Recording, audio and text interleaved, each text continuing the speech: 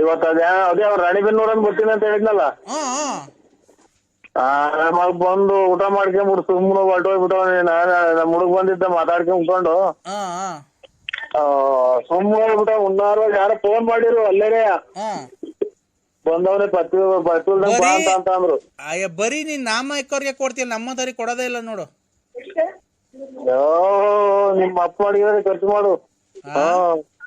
ನಿಮ್ಮ ಅಪ್ಪ ಮಾಡಿರೋದೇ ನಿಮ್ಮ ಅಪ್ಪ ಮನೆಗೆ ಊಟ ಮಾಡಿ ಅಡಿಕೆ ಬಿಡ್ಕೊಂಡು ಹೊರಗಡೆ ನನ್ಗೆ ಊಟ ಏನ್ ಬೇಡ ಕಮ್ಮಿ ಅಮ್ಮಿ, ಊಟ ಏನ್ ಬೇಡ ನನ್ಗೆ, ಯಾಕೋ ಹೊಟ್ಟೆ ಸರಿ ಇಲ್ಲ. ಹೋಗ್ರಿ ನರಸಿಂಹಣ್ಣ ಅಂತ ಮಾತಾಡ್ ಬರ್ತೀನಿ ನಡೀರಿ. Hello hello ಹೇಳಣ್ಣಯ್ಯ.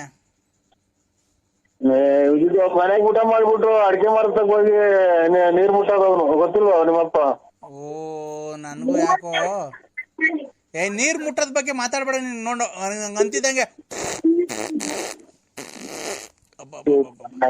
ಹೊಟ್ಟೆ ನೋವು ಅಂದಾಗಲೇ ಗೊತ್ತಾಗ.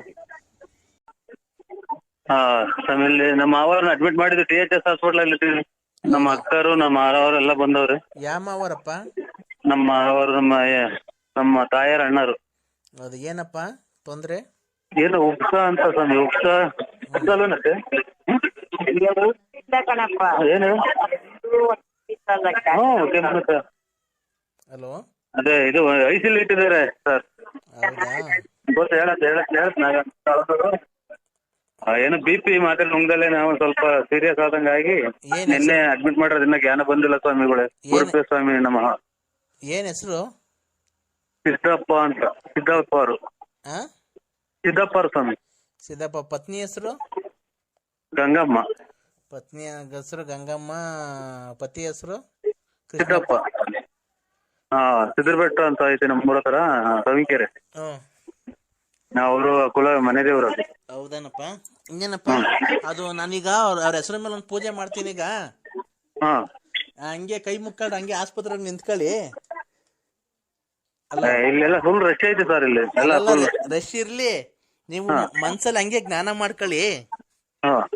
ಈಗ ಪೂಜೆ ಮಾಡ್ತೀನಿ ದೇವಿ ಹೆಸರ ಮೇಲೆ. ಈಗ ಒಂದು ಅರ್ಧ ಗಂಟೆ ಜ್ಞಾನ ಬರುತ್ತೆ. ನಾಳೆ ಒಂದ್ ಸ್ವಲ್ಪ ಜ್ಞಾನ ಬಂದಿತ್ತೇನೆ ಸರ್. ಕಂಡು ರೆಪ್ಪೆ ಆಡ್ತೀರಿ ಅಂತೆ ಎಲ್ಲ. ಈಗ ಫುಲ್ ಜ್ಞಾನ ಬರೆಸ್ತೀನಿ, ಕೈ ಮುಕ್ಕು ಹಂಗೆ ಮನ್ಸಲ್ಲಿ. ಆಯ್ತು ಸ್ವಾಮಿ. ಗುರುಭ್ಯೋ ಸ್ವಾಮಿ. ಗುರುಭ್ಯೋ ನಮಃ, ಗುರುಭ್ಯೋ ನಮಃ ಅಂತ ಹೇಳ್ತಾ ಇರ್ ನೀನು. ಗುರುಭ್ಯೋ ನಮಃ, ಗುರುಭ್ಯೋ ನಮಃ, ಗುರುಭ್ಯೋ ನಮಃ,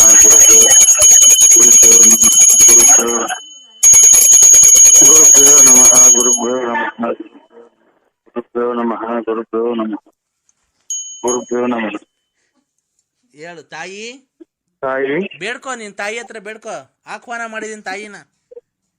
ನಮ್ಮವರ ಹತ್ರ ಅಲ್ಲದಪ್ಪ, ತಾಯಿ ಶೃಂಗೇರಿನ ಆಹ್ವಾನ ಮಾಡಿದ್ದೀನಿ. ಬೇಡ್ಕೋ, ಕಷ್ಟ ಹೇಳ್ಕೊ, ನಿನ್ ಕಷ್ಟ ಹೇಳ್ಕೊ. ಶೃಂಗೇರಿ ಶ್ರೀ ಶಾರದಾ ಪರಮೇಶ್ವರಿ, ಶೃಂಗೇರಿ ಶಾರದಾ ವಾಸಿ.